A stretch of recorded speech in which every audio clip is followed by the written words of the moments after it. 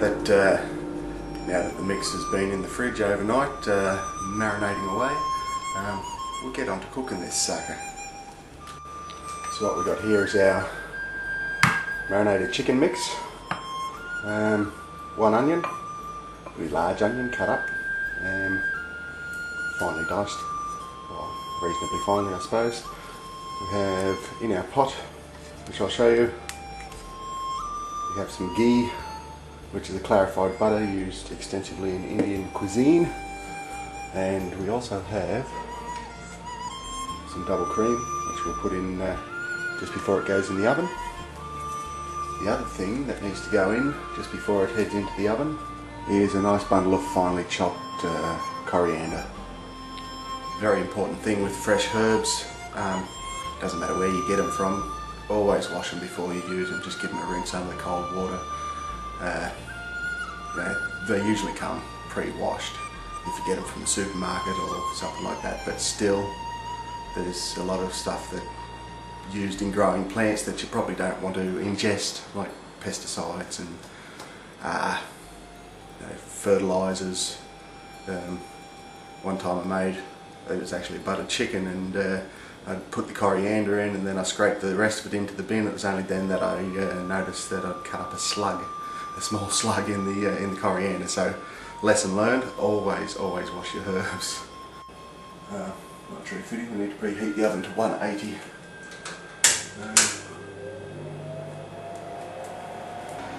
There's always a point at which cooking starts to become noisy, and this is it. The exhaust fan going, we've got the oven going, and now we're about to fry some stuff. Just stick that on a high heat till the butter melts. I'll show you that ghee in there. Alright, we'll chuck our onions in there. Chuck. Should have waited for that oil to heat up a little bit, but it's not going to matter. One of the most amazing smells in the world is onions cooking.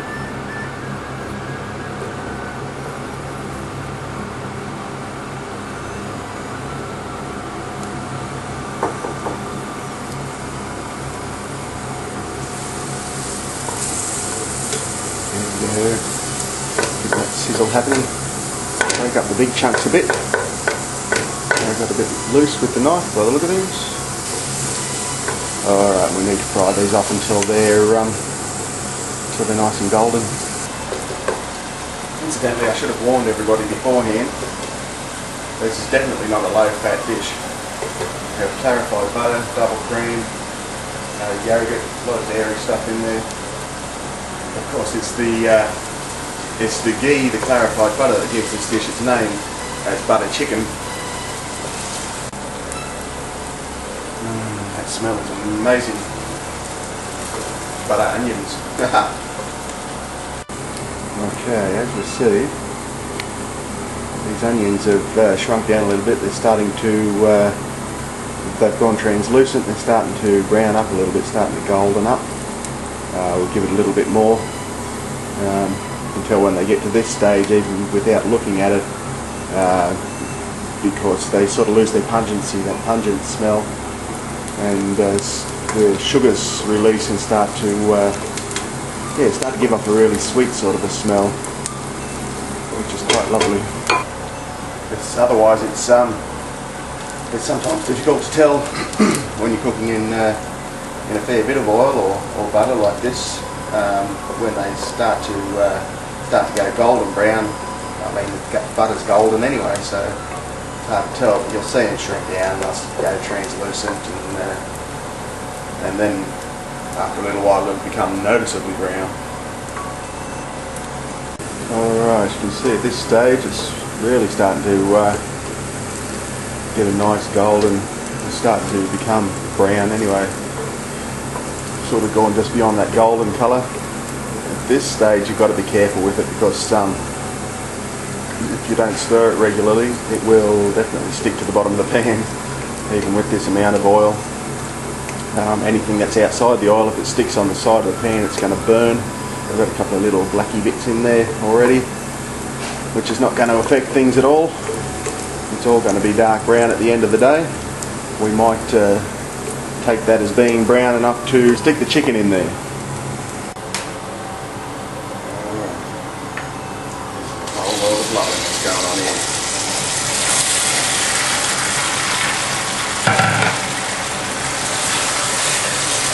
You just want to mix it all together really well.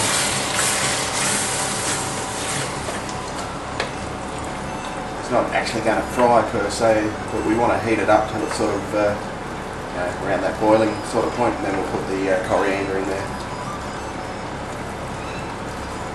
Mix it all really well together. So all the onions are mixed in together. Right, there's steam arising from it. You can see these little geysers that come up where the liquid's starting to get really hot. Another one there. Oh, there's one there. Big one here. This is the kind of effect we're looking for. Effectively, we're not really cooking anything at the moment. All we're really doing is heating everything up so that it's ready to receive the coriander and the cream. It's ready to go into the oven already hot.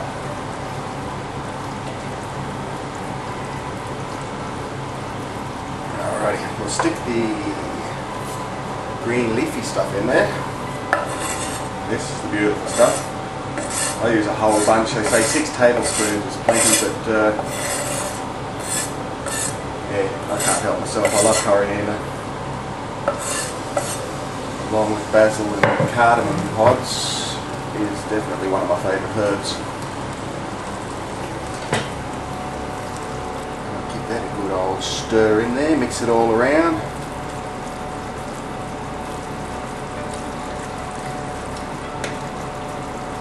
Make sure it's all nice and evenly distributed throughout the dish. Got to tell you, the smell is amazing.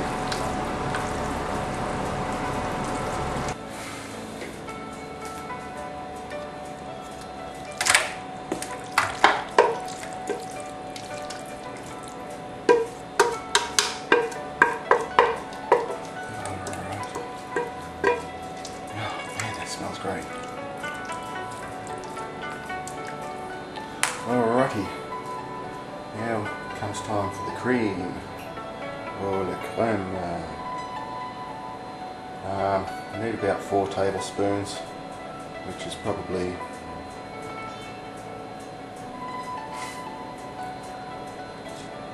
far less than what we've just put in. But that's alright.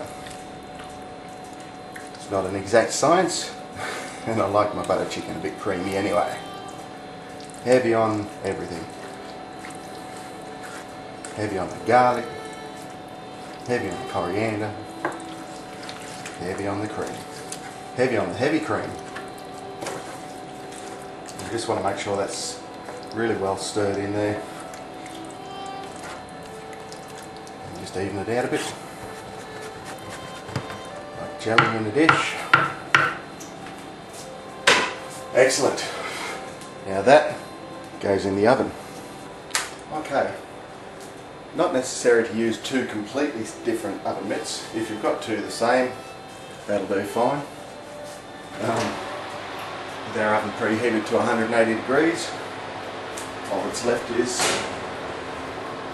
to bung that in there in the middle somewhere and leave it for an hour. And of course now we wait. There is no real need to stir that halfway through, but it's not going to hurt it if you decide to do so. Just to, for whatever reason, mix it all up a bit. If it starts getting too dark on top while it's cooking, just cover it with a bit of foil loosely, and that'll take care of that. Same method they use for cakes. What they reckon is before it's a few minutes before serving it, take it out of the oven, put it underneath the grill or a broiler, just to to really brown that top up properly, which is a bit of contradiction to the last statement, but yeah, not again not necessary. It's going to be just as nice either way. So yeah, we give that about 45 minutes before we stick some rice on, and they should be both done around the same time. You all ready for this? Yeah! We've been cooking for about an hour. Well, pretty well spot on an hour actually. Got some rice on the boil there. And what we need to do, I wish we had smell-o-vision because this smells amazing. Absolutely amazing. Alright. Et voilà, les poulets du verre. Now, that's nicely browned on top. I'll just give that a bit of a stir around. As you can see, quite a fatty dish, but one of those little luxuries of life. This sort of thing. Not something you'd eat every day, but it is exquisite for one of those things once in a while. Oh my god, that is some appetizing stuff. Cooking this type of cuisine, you definitely glean an appreciation for what the Indians do every single day in their homes, because they'll cook breads and rices and several different curries like this. I mean, that takes a lot of doing just as a single meal, but they'll cook several different curries and you have a little bit of each. Chutneys and relishes and yogurt based stuff, and then they'll have some nice drinks, and yeah, it's just a lot of effort going into your meals every single day, and everything's made from scratch, everything's beautiful and fresh. Yeah, they're pretty full on. Alright, so to plate this up, we've got our basmati rice right there, and we just need to stick some of this beautifulness on top, like as such. No frills. To season our dish, something nice on top, what I call Weno's Indian curry seasoning. Has coriander, ground coriander seeds, ground cardamom seeds, some garam masala and some salt and pepper, just as a lovely seasoning. Very Indian, but tends to work on other things as well, on other dishes of other nationalities. Alright, let's have a try of this. Bit of rice in there.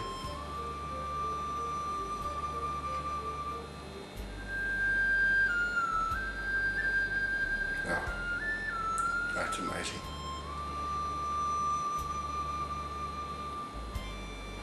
It's hard to describe the flavours. It's like nothing you've ever tasted before. Not particularly curry-y, but just full on and intense, and I like that. Very creamy. Yeah. Once again, I'm blown away. Alright, I'll catch you next time.